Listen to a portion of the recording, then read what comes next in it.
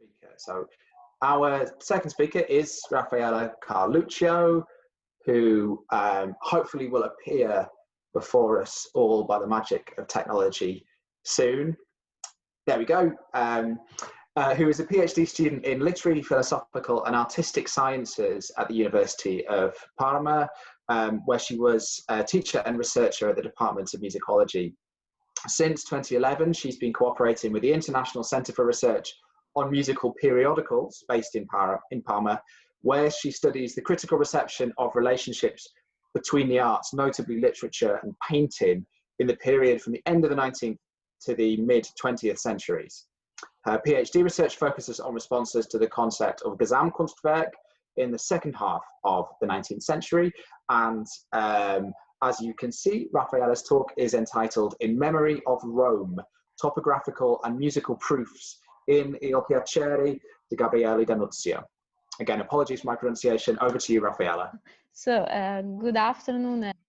And I would like to thank Lola and the organizer of this interesting conference of giving me the opportunity to join the debate central in the history of contemporary music, and not only about the relationship between music and the city that, especially in the literary fields, offers the scholars and researchers different points of reflections. This is why I choose to speak at this meeting with a contribution aimed at outlining the close link between music and the spokesman of 20th century Italian decadists, Gabriele D'Annunzio, tried to trace through the topographical maps of the city preferred by the writer, and particularly imbued with the first novel by Dannunzio, Il Piacere, the styles of the decadence of the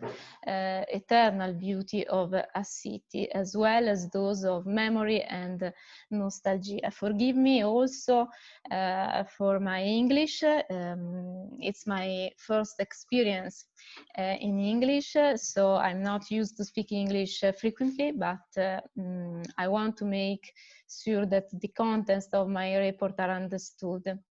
So my pronunciation is not good. Please have a lot of patience with me. So Gabriele D'Annunzio's relationship with music and musicians were probably more dense, articulate, and aware than any other Italian writers of the 20th century. The poet's interest, competence, and sensitivity to music are declined in a variety of literary genres, going to the fields of prose, poetry, and theater. In Dannunzio's narrative, music acts as a reagent in multiplying aesthetic, synesthetic, and even autobiographical experience. In a bibliographic study on Dannunzio's relationship with music, Mario Giannantoni points out how much Dannunzio's inclinations towards musical art it occurs early. Filippo De Tita, a childhood friend of Dannunzio's, tells us that the genius of Gabriele was fascinated by music even before his letters. D'Annunzio has always resolutely affirmed his own musical nature as an interior and vitalistic dimension. In his autobiographical writings, the passages inspired by this affirmation of self appear exceptionally and peremptory, especially in the Faville del Maglio, where the theme of music is an existential experience. From an article published by La Tribuna in 1885, we can feel the D'Annunzian feelings of one's own body as a musical instrument and convibrating with the universe.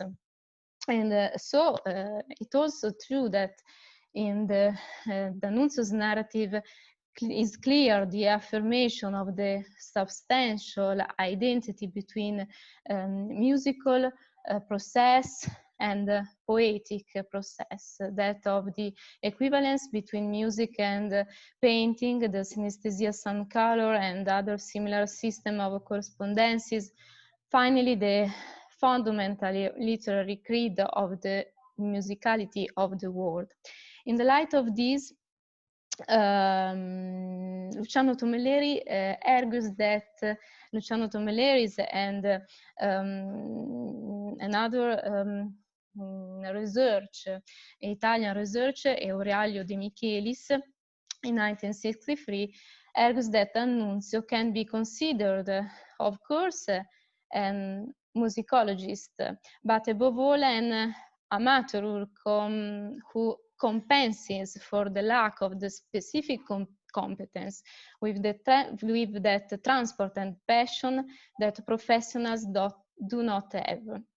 Music, as we have seen, often assumes value of idea, of mystery, and so in his frenzy of possession of the musical mystery, Dannunzio proves to be an irreducible assertor of the equation music life, which constantly returns in his poetic and literary works. The specialized music magazines of the 20th century are ready to offer as an unpublished Dannunzio, observed from a different point of view. And the Rivista Musicale Italiana, published in 1939, expressly dedicated to the supreme poet to commemorate his death, presents some unpublished documents and letters written by Dannunzio to some musicians' friends, documents that constitute a source for the purposes of our research. In 1883, Dannunzio, although still young in age, was already the poet and man of the world, admired, sought after, and founded. In Rome, he was welcomed with fraternal and warm cordiality by a group of men of letters, musicians, painters, and journalists who met every evening at the Caffè di Roma or in the living room of Francesco Paolo Tosti.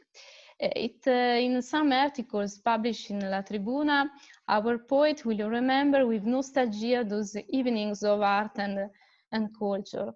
Dannunzio writes, "We were lying on the sofa or on the floor. We listened in silence, intoxicated by the music, and closed our eyes to better follow a dream because the music had closed us in a magic circle."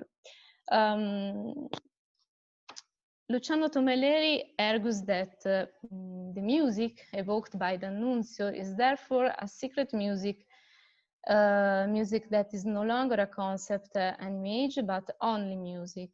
And as emerges from Tomelleri's observation, the musicality of Dannunzio comes to life through hints and musical chords, through the vibration of things. It comes from the subsequent juxtaposition of concepts taken in their sonorous aspect. And this also explains the so-called Dannunzian musicality we can see, for example, in La Pioggia del Pineto, where the verses which started from a verbal sound cell have become pure poetry. So, equally frequent in the Dannunzio's narrative, the music is as an allegory of love situation, and the coincidence of musical listening and erotic fantasy is also frequently attested in the poet's private papers since youth. For example, in a letter written to Elda Zucconi, where through music, Dannunzio caresses the woman he loves in this fantasy. We can therefore conclude that from the very first narrative works and up to the end of Dannunzio's literary production, a real musical question emerges in all its arrogance. In May 1889, the first novel by Dannunzio, The Pleasure, Il Piacere, was published in Milan at the publisher Treves. The novel was announced in the Tribuna by a text, the last novel, which declared the end of naturalism and therefore the need for the novelist to devote himself to psychological introspections and the very detailed dissection of the inner world of his characters. The most eminent voice of the critics of Italian literature, Giorgio Barberi Squarotti, claims that The Pleasure is a novel that narrates symbols rather than events.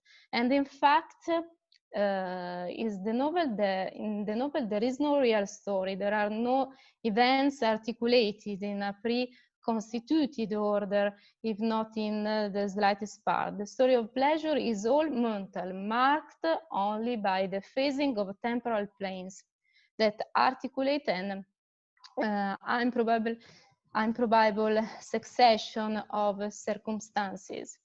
And so the construction of the novel also takes place through a sort of skillful editing of the material accumulated by the chronicler of Roman life. Dannunzio observed with great interest the metamorphosis taking place in European culture, especially French culture, and absorbed its opinions by reporting them in the journalistic articles he was writing.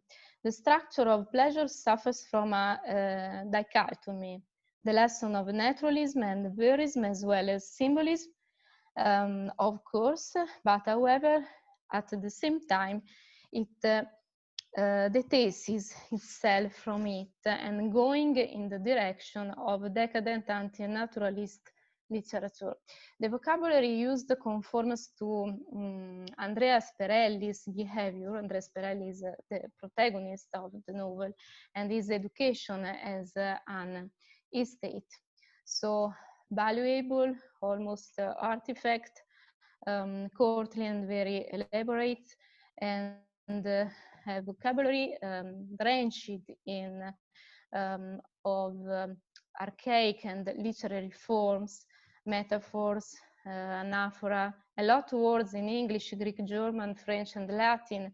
And Dannunzio in the novel entrusts the narration of the events to an omniscient in the third person, alternating two points of view, the critical one of the narrator and the inner one of the protagonist, and hence also the use of flashback, which breaks the linear scheme of the narrative, rather following the inner events of the characters. The pleasure is set in and around Rome, between the years 1885 and 1887, in the same historical context in which it was written. The topography is restricted to the quadrilateral between Piazza di Spagna, Piazza Barberini, Villa Pamphili, and Piazza del Popolo. And Rome compares at the beginning of the first chapter the year ebbing, very gentle, the New Year's Eve sun radiated, almost imperceptible warmth, infinitely soft in the sky above Rome. And on Piazza Barberini, Dannunzio, on Piazza di Spagna, a multitude of carriages were rushing back and forth, and from the two squares, the mingled and constant noise rising up Trinità dei Monti to Via Sistina. And the love, Andrea Sperelli's love for Rome is declared from the very first pages of the novel.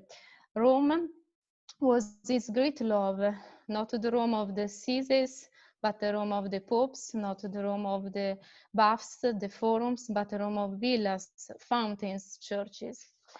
We are in the rooms of Palazzo Zuccari, the residence of Andrea Sperelli, just crossed Piazza di Spagna, up the steps of Trinità dei Monti, and he waits his lover Elena Muti. During the wait, he returns with his memory to the scene of their farewell, which had taken place almost 2 years earlier. And the music is well connected to the topos of the city, and together with it becomes a memory of nostalgia, melancholy. In fact, we witness a flashback for which Dannunzio tells how Andrea and Elena had met and loved each other. And in the course of this narrative, Rome is both the backdrop for sound, urban noises. For example, we read the chiming of the Trinità dei Monti's clock. The noise of the cars come from Piazza di Spagna, but the city, Rome, is also the memory of her landscape is associated with the memory of love of hers. So Rome, a city understood as an instrument of memory of past love whose beauty is identified in the face of the beloved woman. After his convalescence, Andrea returns to the customs of his previous life in Rome, described with traits of a soft and sensual aestheticism. And everything looks the same in the square of Trinità dei Monti, Villa dei Medici, Pincio, accompanying his soul and nostalgic memory. And he does attempt to meet Elena in the house she has regained possession of at Palazzo Barberini. And again, we meet the sound of the fountains and bells. Shortly afterwards, at her house, Andrea besiges Maria Ferres, and the following evening, the two meet again at a concert at the Philharmonic Hall, where the musical memory of Mendelssohn brings back to life the passion between the two lovers, referring at the same time to a geographical environment and feeling. So, once Elena's left, Maria invites Andrea to accompany her in a carriage. From this moment on, in the narration through the stories of the two lovers, we cross the streets of the city from Piazza Montecitorio as long as Villa Medici, that during one of the walks with which the young Andrea shows Maria that the beauty of the city, they will declare their love for each other. Hardly reacted by Elena, Sperelli learns from his friends about the ruin of Maria's husband, and so is suggesting the final part of the novel, the reddish sunset that enters the windows of the rooms now uninhabited by Maria, and accompanies Sperelli in the memory of his past. In the Roma immersed in the redness of the sunset of its beauty, Sperelli reaches Palazzo Zuccari, and like the aristocratic society infected by hedonicism and close to its own moral annihilation, remains alone and defeated. In the fourth chapter, Dannunzio writes, in Piazza del Quirinale, a brass band was playing. The obelisk, the fountain, the colossi towered in the red glow and took a purple tint as if penetrated by an unpalpable flame. Immense Rome. Thank you for your attention. Thank you very much, Raffaella. I'm sure there will be plenty of questions here. It's an absolutely fascinating talk about these connections between different sorts of city sounds and musical experiences in particular locations, and how they connect with the workings of a particular poet. Perhaps, Raffaella, if you can open the chat, there are two questions there already. And the first is from John van der Vet, suggesting a connection between Dannunzio's understanding of music, his use of music as an idea or literary concept, and then the spiritual concept of musica universalis. I wonder if that's something you could comment on. And then the second question is about musicians that Dannunzio worked with. For Dannunzio, the music is the poetry the poetry for Dannunzio is musicality. There is not objects, but an idea. The novel, The Pleasure, Squarotti said, claims often that is a novel mental, and it's there is nothing real, and it's all the concept. Yeah, I mean, I guess if anyone else has any thoughts on this, it sounds like it's an incredibly difficult thing to describe. Yeah, because under the concept of Dannunzio, there is more aesthetics, and so the concept of music as idea is very difficult to explain in the well, I think in a sense, so John's just responded.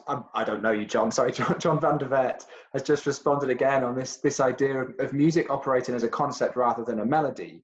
And I'll be quiet soon. But what really struck me in your talk, as we got to hear more about a book that I don't know, is how music is both operating as a concept in a way that's very complex, but also is tied to very particular moments. So you talked about this Mendelssohn performance linked to the Villa Medici, and we have this particular atmosphere around the brass band performance, which is realized, it's material, it's precise, and is linked to the architecture as much as to the the ambient. So that tension or relationship between music as concept and music as event or memory, or is it? I mean, it's really fascinating. And actually, I just want to think more about the idea of the city as an instrument of memory. Strikes me that perhaps encapsulates those different registers of how music is working. Lola has posted another question about this kind of constitutional role of music. I suppose, yeah, I'm sure you may have thoughts on this in Dannunzio's earlier work. The music of Dannunzio is so sublime and eternal, and there is another questions instead of the musicians. So I don't know the type of question, but Dannunzio as among of a lot of musicians that Dannunzio collaborate, there is in the brand of Pizzetti a Claude Debussy. With Claude Debussy, Dannunzio created the Martyr de Saint-Sébastien. The Martyr de Saint-Sébastien is an example of an experiment of existential and the role the music of the a form of existential experience of my existence, and And so the role is not concrete, is eternal. Yeah. So it's evanescence, and so. Well, this is so interesting, because Lola's question is, when I think about Dannunzio in music, the first thing I think about is the Fiume Constitution and this centralization of something called music as a kind of foundation of a new constitution. So, would you say that music as a religious or social institution is already present for Dannunzio in the late 19th century? I think that the music for Dannunzio is also religious. Absolutely. And the mystic, and with above all with Debussy is created a sort of theater and mystic theater. It's in fact the Dannunzio collaborating for this also with Scriabin. Scriabin is a musician the 20th centuries, and so also Scriabin. He knows Debussy, he knows Pizzetti, so it's a circle of musicians, impressionists, and so. And Scriabin, another musician, or another artist, very interested in relationships between the arts. Of Scriabin, and so a mystery. In Dannunzio, the music is a mystery. Tomeleri and other Italian critical define the music of Dannunzio as mystic and thinks that the music is a mystery. So I think there's a lot for us all to think about. I mean, it seems that these ideas of mystery and religion, and how memory is organized around mystery and religion, can be really productive ways of thinking about nostalgia, which aren't perhaps the first things we look to. In my own thinking of nostalgia, it's been more about something that's gone, whether it's childhood or a particular urban scene. Perhaps sounds like there's a lot more to be thought about in relation to religious thinking and practice and mystery. So thank you very much. I think that gets us to tea time. So thank you very much, Raffaella, for that fantastic talk.